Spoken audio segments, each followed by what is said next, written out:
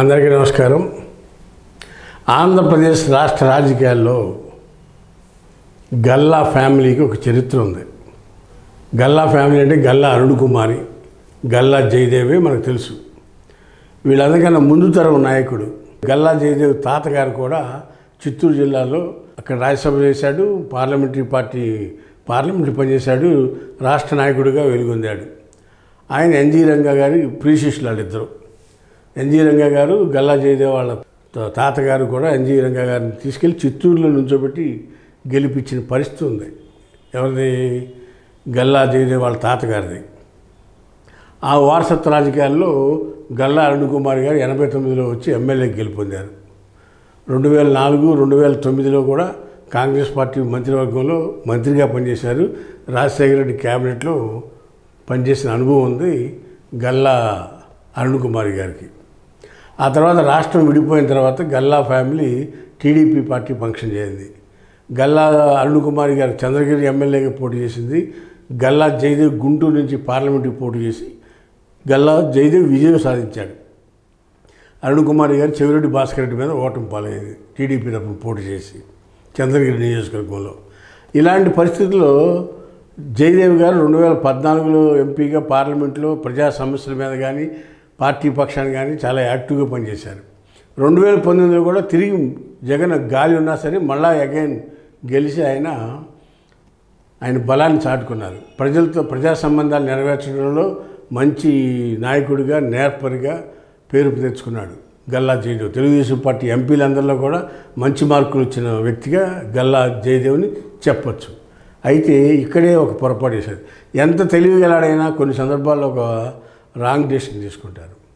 గల్లా జయదేవ్కి సొంతంగా అమర్ రాజా బ్యాటరీస్ అని ఒక బ్యాటరీ తయారు చేసే కంపెనీ ఉంది. అది చిత్తూరు జిల్లాలో తిరుపతికి దగ్గరగా ఉంటుంది.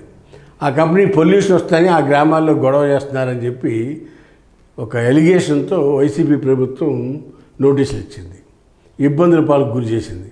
దాంతో నేను నా ఫ్యాక్టరీలన్నింటినీ తెలంగాణకు షిఫ్ట్ చేసుకుంటాను, తెలంగాణలో పెట్టుకుంటానని చెప్పి తెలంగాణలో అప్పటి కేటీఆర్ ఆహ్వానం మేరకు తెలంగాణ మహబూబ్నగర్ జిల్లాలో ఈ గల్లా జయదేవ్ బ్యాటరీస్ సంబంధించిన కంపెనీలు అక్కడ పెట్టి 8,000 కోట్లతో అక్కడ వ్యాపార సంస్థలు స్టార్ట్ చేశారు తెలంగాణలో.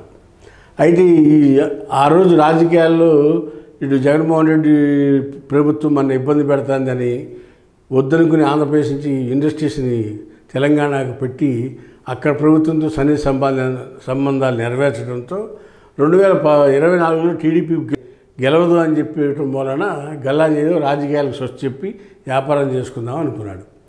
ఆయన అంచనా అక్కడే తప్పింది.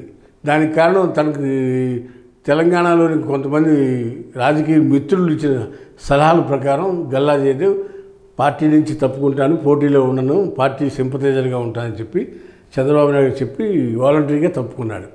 అక్కడే తెలివి తక్కువ పనిచేశాడు. అదే జయదేవ్ 2024లో కంటెస్ట్ చేస్తే గుంటూరులో గెలిచేవాడు, కేంద్ర మంత్రి అయ్యాడు. అవకాశం కోల్పోయానని బాధ మనిషిని వెంటాడుతూ ఉంది.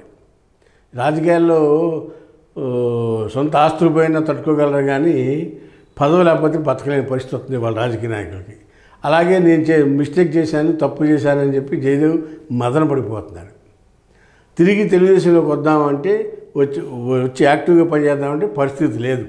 ఎందుకంటే అక్కడ పెంపసాని చంద్రశేఖర్ ఉన్నాడు, ఆయన కేంద్ర మంత్రిగా ఉన్నాడు, చాలా యాక్టివ్గా ఉన్నాడు. రాబోయే రోజుల్లో తెలుగుదేశం పార్టీకి పార్లమెంటరీ లీడర్గా ఒక దిక్సూచిలాగా ఉంటాడు పెంపసాని చంద్రశేఖర్. ఇలాంటి పరిస్థితుల్లో జయదేవ్ పరిస్థితి ఏంటనేది అర్థం కాని పరిస్థితి ఉంది. గల్లా జయదేవ్ తిరిగి మళ్ళీ పార్టీలోకి వచ్చి యాక్టివ్గా పనిచేద్దామంటే చంద్రబాబు నాయుడు ఒప్పుకున్నా లోకేష్ ఒప్పుకునే పరిస్థితి కనపడట్లా. ఎందుకు? పార్టీ కష్టాల్లో ఉన్నప్పుడు రాజకీయాల నుంచి తప్పుకొని కష్టాన్ని ఫేస్ చేయలేనివాడు మాకెందుకు అనే లెక్కలో గల్లా జయదేవ్ వస్తానన్నా సరే నారా లోకేష్ ఒప్పుకోవట్లా. సో దాంతో యాక్టివ్గా పనిచేద్దామంటే అవకాశం లేదు. వాళ్ళు ఏదైనా ఒక నియోజకవర్గం ఖాళీగా ఉంటే అక్కడికి వెళ్ళి పని చేసుకుందామంటే ఏ నియోజకవర్గం కనపడట్లా. ఇలాంటి పరిస్థితుల్లో గల్లా జయదేవ్ ముందు చూస్తే నుయ్య, ఆయన చూస్తే గొయ్య, రాజకీయంగా క్వశ్చన్ మార్క్ ఏర్పడింది. అలాంటి సందిగ్ధ పరిస్థితుల్లో గల్లా జయదేవ్ ఉన్నాడు. అయితే ఈలోపు వైసీపీ పెద్దలు ఒక ఆలోచన చేశారు. గల్లా జయదేవ్నే మళ్ళా మనం తీసుకొచ్చి పార్టీలో చేర్చుకుని గుంటూరు సీట్ ఇస్తే గుంటూరులో రాజకీయంగా మనం ముందడుగులోకి వెళ్తామని వైసీపీ పెద్దలు ఆలోచన చేసినట్టు తెలుస్తూ ఉంది. దాని మీద ఒక రాయబారం కూడా పంపించారని మనకు వినపడతా ఉంది. మరి గల్లా జయదేవ్ వస్తాడా వైసీపీకి? ఎక్కడైతే అవమానం పడ్డాడో అక్కడికి ఆ పార్టీలో తిరిగి వచ్చి పనిచేస్తాడా